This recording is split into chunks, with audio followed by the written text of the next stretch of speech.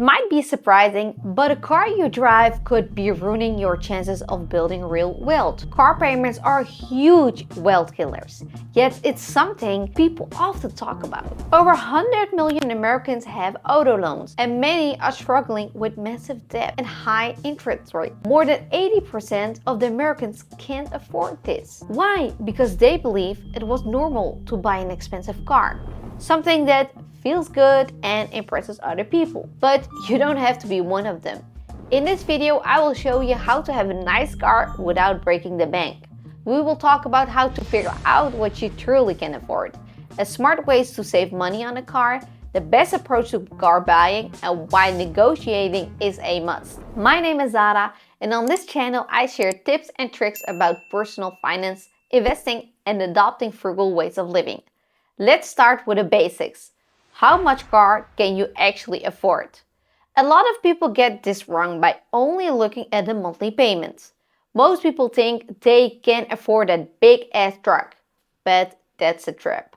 Dealership can stretch your loan in term to make your monthly payment look bigger or smaller. But in reality, you will end up paying way much more in the long run. Here's an example. The average new car in 2024 costs you about $47,000. With a decent credit score, you might get a 7% interest rate. If you take your 3-year loan and your monthly payment will be around $1,450, you will end up paying a total of $52,200 by the time you're done. But if the dealership convinces you to go for an 8-year loan to lower your monthly payment to $640, you will end up paying almost $62,000, an extra $10,000. So focusing on your monthly payment can seriously hurt your payment. A better way to figure out what you actually can afford is by looking at your overall budget. A good rule of thumb is that your fixed expenses like your housing and your car payment should be a take-home not more than 50 or 60% of your take-home pay. Let's say, for example, your home brings $5,000 a month after taxes and your fixed costs, rent, grocery, etc. are $2,400.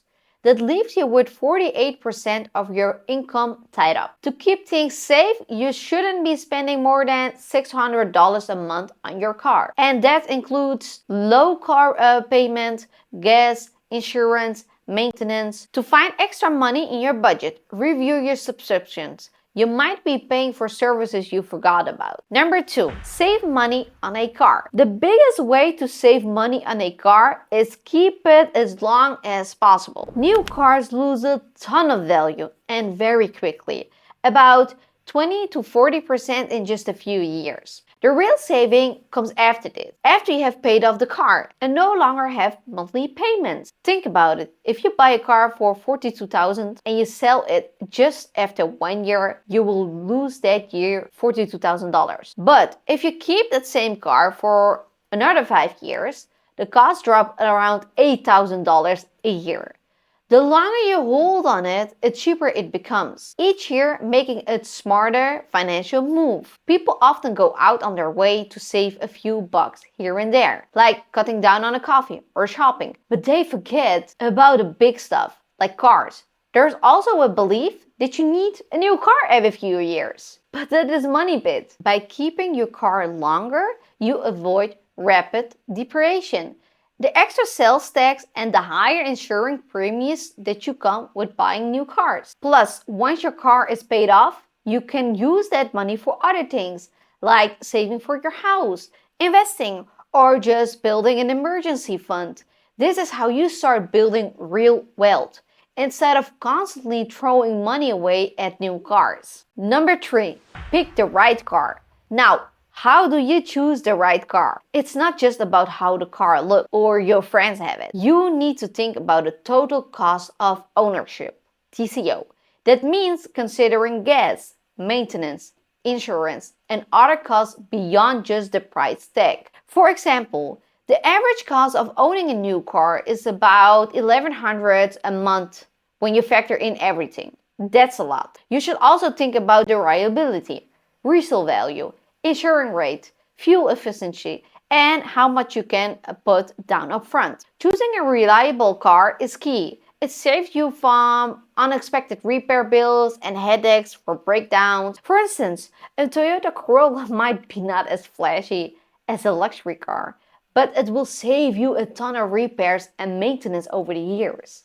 Always check the reliability ratings and read your owner's review before making any decision. Resale value is another important factor. Some cars hold their value much better than others. A friend of mine bought a car for $90,000, drove it for 7 years, and sold it for half of what they paid. That's a good deal.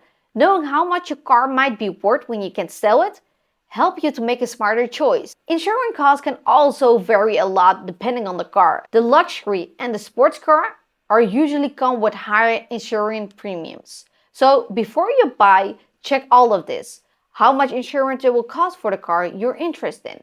Fuel efficiency matters too, especially if you drive a lot. Gas prices can go up and down, and that affects your monthly cost. If you're thinking about an electric car, compare the cost of the charging to the gas payment you will give. Lastly, think about your down payment. The more you can put down upfront, the less you need to borrow, which means lower monthly payments and less interest overall. If you can't afford a big down payment, considering buy used car instead of it. Used cars often offer a better value and lower monthly payments. By thinking about these factors, you can avoid buying cars that's too expensive and make a choice that's better for your financial future. Number 4. Always negotiate. Never skip negotiating when buying a car. Dealers expect it, and you can save a lot by being smart about it. Services like fightingchance.com can give you detailed info on car prices, so you can walk into the dealership knowing exactly how much the car is worth. Here's the trick. Reach out to several dealers, get quotes, and make them compete with each other. This can lead to huge savings. Negotiating might feel uncomfortable, but it's important. Dealers often hope you will just take the first offer, but a little confidence, you can get a much better deal. Timing can also help a lot. Dealers are more likely to offer discounts at the end of the year or at the end of the month when they're trying to hit their sales targets. When you're negotiating, focus on the total price of the car, not just the monthly payment. Remember, dealers can make the payment seem affordable by extending their loan, but you will end up paying way much more. Keep your eyes on the total cost, including any fees. Fightingchance.com gives you an advantage. It provides inside info and dealer prices and incentives, so you know exactly how much they are making. I used this when I bought my car and reached out to multiple dealers and let them fight for my business. In the end, I saved $3,000 of the invoice price. Also, don't let the dealer see you're too excited about that particular car. They think you're desperate. They won't be as flexible on the price. Act like you're considering several options and you have more power in your negotiating. If you're not comfortable in negotiating sales, bring someone who is. Having a friend or family member and knows how to haggle can make a big difference. Conclusion. I hope these tips can help you save on your next car purchase.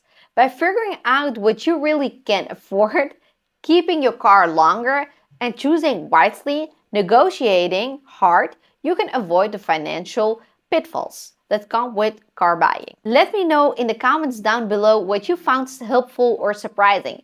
And don't forget to subscribe for more money saving and wealthy building tips.